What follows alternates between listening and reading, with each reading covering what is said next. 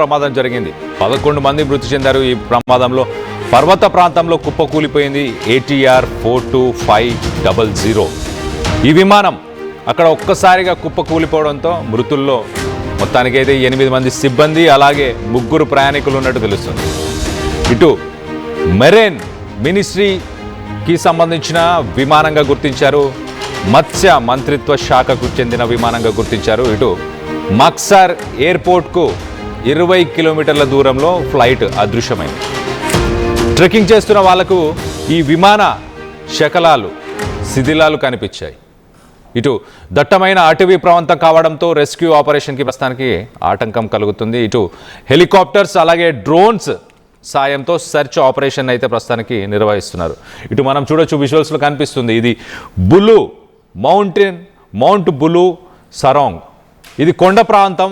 ఆ కొండ ప్రాంతంలో ఇటు ఆల్రెడీ అక్కడ టర్మినల్ ఏదైతే టర్మినల్లో రన్వే దగ్గర నుంచి ఇటు ATRతో ఆల్రెడీ మాట్లాడుతున్న సమయంలోనే, అంటే మీ పాత్ని కరెక్ట్ చేసుకోండి, మీరు ల్యాండ్ అవ్వడానికి ఈ డైరెక్షన్స్లో రండి అని చెప్పేసి ఆల్రెడీ ఎయిర్పోర్ట్ నుంచి ఇటు పైలట్తో ఆల్రెడీ మాట్లాడుతున్న సమయంలోనే, డైరెక్షన్స్ ఇస్తున్న సమయంలోనే ఒక్కసారిగా అదృశ్యం అయిపోయింది. మనం చూడొచ్చు, ఒక 20 కిలోమీటర్ల దూరంలోనే ఈ మ్యాప్లో మనం చూడొచ్చు, ఒక లొకేషన్ నుంచి ఇంకొక లొకేషన్కి వెళ్ళే సమయంలో దాని డైరెక్షన్స్ కరెక్ట్గా లేవు, ఒక్కసారి డైరెక్షన్స్ని మీరు సరి చేసుకోండి అంటూ ఇటు ఎయిర్పోర్ట్ నుంచి ఆల్రెడీ ATC నుంచి పైలట్కి ఇన్స్ట్రక్షన్స్ వచ్చాయి.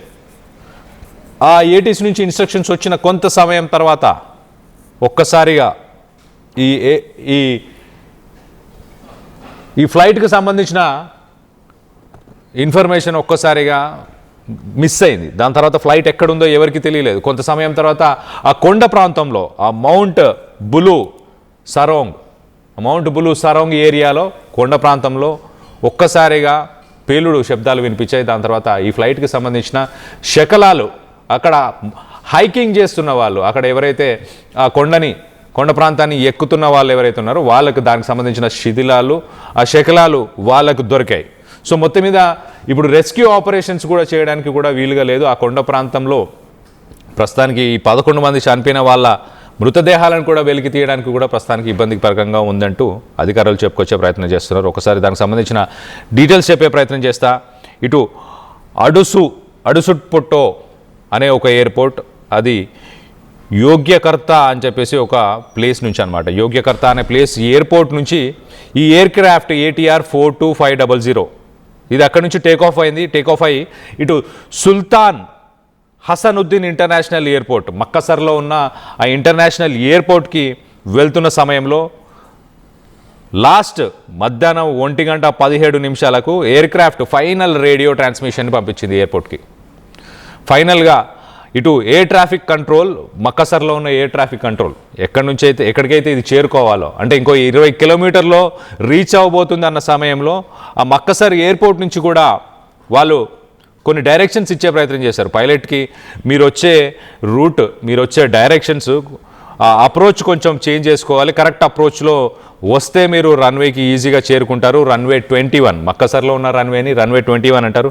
సో ఆ రన్వే 21కి మీరు వచ్చే అవకాశం ఉంటుంది అని ఇన్స్ట్రక్షన్స్ వచ్చాయి.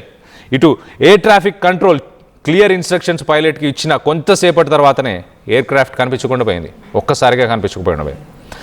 అక్కడ స్థానికులు అలాగే ఎవరైతే ఆ కొండ ప్రాంతాన్ని హైక్ చేసేవాళ్ళు, హైకర్స్ ఎవరైతే ఉన్నారో వాళ్ళు ఒక్కసారిగా ఒక భారీ పేలుడు సంభవించింది, అది మాకు వినిపించింది అని చెప్పే ప్రయత్నం చేశారు. దాని తర్వాత దట్టమైన పొగ, ఇటు కొండ ప్రాంతం బులు సరోగ్ అనే ఈ కొండ ప్రాంతంలో ఒక్కసారిగా పేలుడు సంభవించింది. దాని తర్వాత దట్టమైన పొగ.